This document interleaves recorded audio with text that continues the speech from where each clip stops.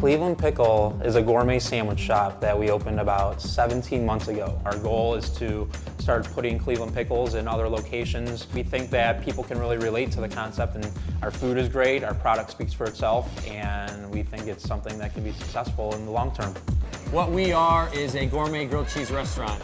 We serve big, eclectic, fun sandwiches. It's a culinary-driven restaurant. We try to create an atmosphere, an experience. It's not just the food, it's not just the service, it's not just the atmosphere, it's what we call the melt experience. We have 4 locations in the greater Cleveland area, and now 2013 we're opening, actually we're going regional now, we're going down to Columbus, Ohio, and that'll be our 5th location in Columbus. So this is actually a question that I have. When you first opened your first melt, did you see this, what's kind of transpired?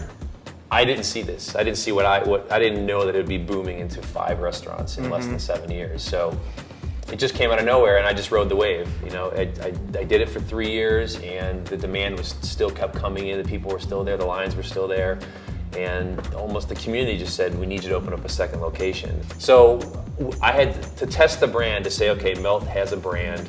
We're very popular here. Let's go over here and see what happens. So we were fortunate enough to, be busier on the west side than the east side, open up a larger location. What point did you decide that a commissary was necessary? The idea to essentially create this central production facility was consistency, basically. Was I don't want to have to monitor 2 to 3 to 4 to 5 different prep teams in different locations every single day, possibly overproducing, underproducing.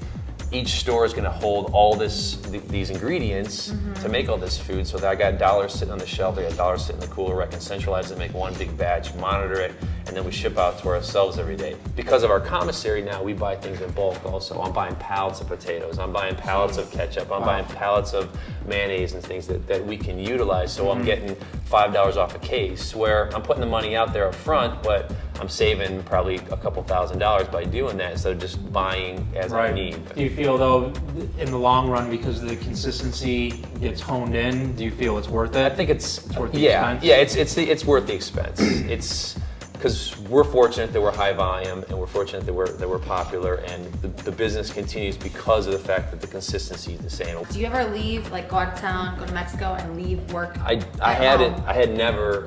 I just went out of town. My girlfriend and I just went out of town for 2 weeks in May, and that was the first vacation I'd taken in 4 years. Really? Yeah.